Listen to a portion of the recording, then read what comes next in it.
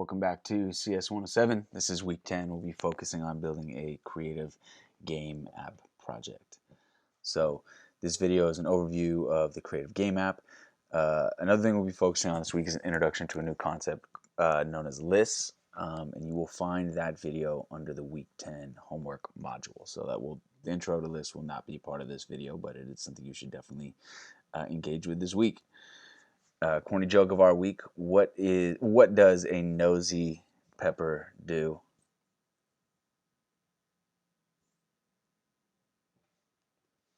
Gets jalapeno business.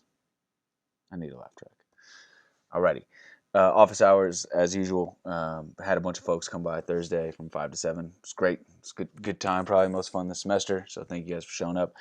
And I hope that sections 1 and 2 with Ayla and Natalia are just as fun on Monday and Wednesdays. Lots of people using Piazza. Really appreciate it. The value is that you can post anonymously and other people can see the questions you ask. Could really help them out. So some good questions this week. Thank you. A reminder with this class, we are in a new learning format, this remote asynchronous thing, and we're actually using a new platform, Thunkable, that we haven't used before, and we've got to adapt to essentially a new curriculum. So acknowledge this will not always be a smooth ride. And that said, we could not do this without you guys. You guys are just an awesome class. You guys are doing great, and it's a real pleasure to be the professor for this class. It's really cool to do this with you guys. So with that said, I am aware that the world is in a unique place, and gotten some feedback that some people think things are we moved to a new level of complexity. So I just want to acknowledge that, and for that reason, I have built two options for this week, for the app for this week. The option one is to build a creative game app, so kind of going through a similar process you went through for the creative soundboard, and doing that planning into building your own unique thing, or you could build Pong with normal instructions. So something that would be much closer to our normal sort of app challenges. It's laid out with slides and handout and web page, sort of the way that every other app has been done. So it's up to you which one you want to do. If you have the bandwidth to do something more creative, definitely engage in the creative game app. Or if you not feeling the creative juices flowing this week, feel free to do Pong. They're worth the same amount of points. For the people that are doing the creative app, reiterate there's this thing that there's an engineering concept that's kind of filtered into a lot of other parts of our lives, which is generally known as design process or design thinking. It always follows the exact terms, the names change, but basically what you're doing in design process is you start with a problem, which you are trying to discover more about, generally through interviews and research. You ideate or brainstorm a bunch of ideas about what might, what type of what a solution might look like. You build some sort of prototype of that solution. In your case, we're building basic apps that are not perfect. They're not quite ready for the App Store, but they are a version of you can get an idea what they would do, and it's also really important to share them out and get feedback from potential users. So then you would go back with all these learnings, and your next round, your V2 or V3, can be that much better. So while this is it may seem like a 1 week thing, but you are engaging in a way of thinking of creative problem solving that I think is really valuable. So speaking about the creative game app, here are the minimum expectations. You need to use the canvas component, at least 2 sprite types. You need to have 2 variables and 1 procedure. Pretty simple. I'm leaving this one pretty open-ended for what you might want to do in your game. Some things you might want to consider are you can always use things like text-to-speech and sounds. You can play around with the accelerometer or gyroscope. They do work, even though they didn't quite work for the gyroscope, but those things do work. I've seen them work. You might want to add a timer, scoring, timer again. I suppose I should fix that. Multiple levels, animated sprites, all things we've seen before. So when you get into building your app, there's a handout that I would very much like you to follow. And the first thing you want to do before you start your game is I want you to spend a little time just thinking about what is this game going to be. So think about what are you allowed to do, what are the consequences in the game, how do you play it, what are the outcomes, how does it end. I want you to spend a little bit of time thinking about the game that you want to create. Normally, if we were sort of in person or had slightly set up different resource setup, I would have you guys absolutely sketch all the screens that you would want to do. They don't need to be amazing sketches. They can just give you a general idea what the layout of your screen would be, but all that planning beforehand really is valuable.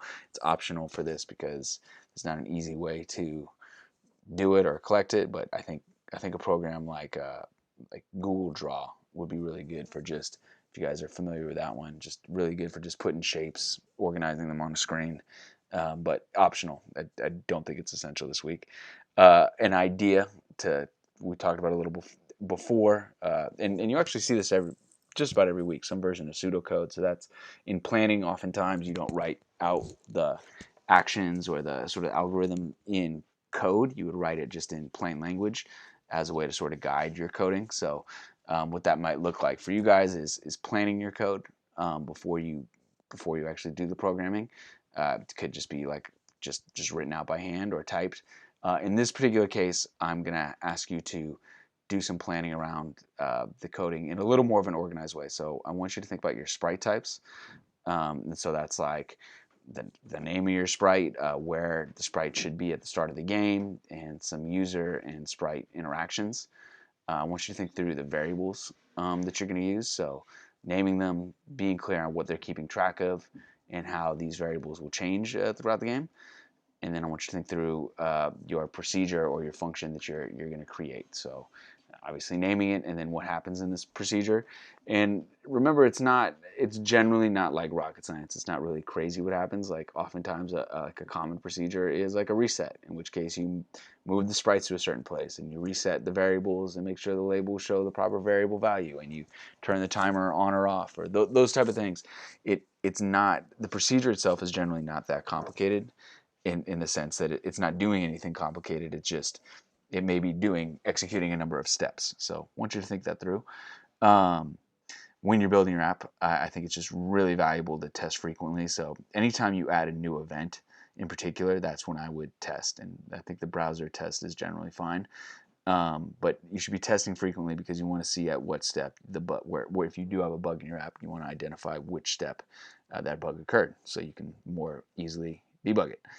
The last thing I'm asking, and this is for both the Pong and the Creative app, is I want you to share your app on a Padlet, which is what we did with Creative Soundboard, because we don't get a lot of chances to interact in this class, but being able to check out each other's apps and get some positive feedback, I feel like I think that's a valuable part of this class, and it's also part of the design process to share your work. So if you didn't do a creative app, I still want you to post a Pong app just so you can be a part of the process and be invested in the process.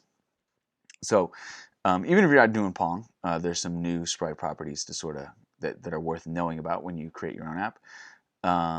You are probably already familiar with passes through in particular. So we've been having the passes through being true, which allows the sprites to move over each other. But some other things that I'm going to show you guys are the picture list and bounce and is draggable. You're probably already know about the collision events from the block screen, but two new blocks to consider are the sprite angle and the sprite speed. So the picture list, we generally have just been doing sprite types that have one picture, and I have you delete the template or the default beaver, which isn't particularly helpful.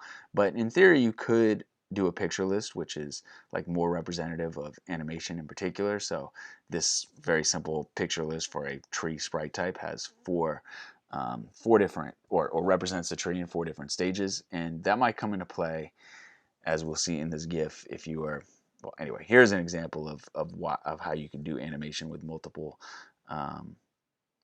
pictures in a sprite type. So obviously, whenever it's colliding, it's changing the picture, and I would guess that when the 4th picture comes up, that there's some code in there. There's a conditional that's checking to see if it's the 4th picture, in which case it changes from the passes through from false to true, and that's why the beaver is able to get through. But yeah, anyway, so you can get, it's a way to add some complexity in the animation. There's another concept that's worth knowing. It's this idea of bounce, and so a bounce of 100 means the sprite will bounce back at the same speed as it had its collision. In this particular GIF, the beaver has a bounce of 50, so it's bouncing half the distance generally from the I guess velocity that it's moving towards the tree sprite. Okay, two more things, and one is you can make your sprites draggable, so you could actually just move them on your screen with your mouse or the finger. So that's going to come into play. In particular with Pong, you'll be moving the paddle, and then the passes through. If it's true, all the sprites will pass under or above the sprite. That's what we were doing in the gyro maze. But if it's false, the sprites will collide. And so if you're doing Pong, obviously you want the ball sprite to be able to collide with the paddle sprite. That's what's going on there. Just a quick review. You've probably seen a couple of these events before, but you can get a collides with block. You can get that from the canvas event drawer.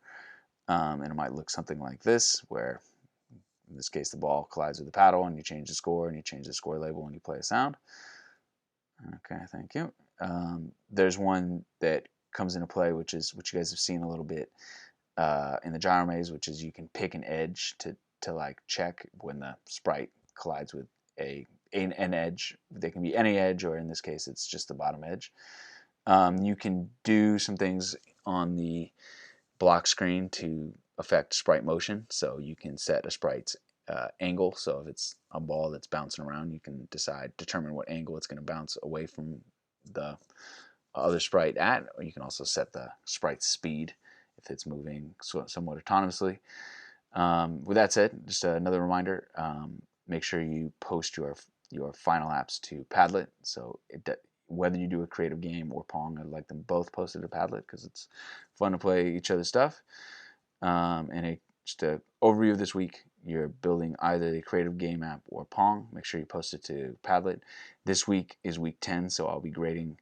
There'll be an aggregate score for weeks 6 through 10 on the surveys. Remember, those are worth 5 points apiece. Pretty easy to do. Make sure you get them done. That feedback is just so helpful to me.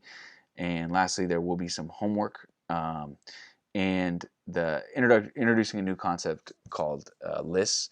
There's not really good introductory list like programming challenges the same way there were for the other concepts. So I'm just going to have you watch a video and do and you have a choice of doing a short reading, and then there'll be a quiz that you can take multiple times connected to it. So check that out. Make sure you get the introduction to lists, because week 11 we'll be building apps with lists.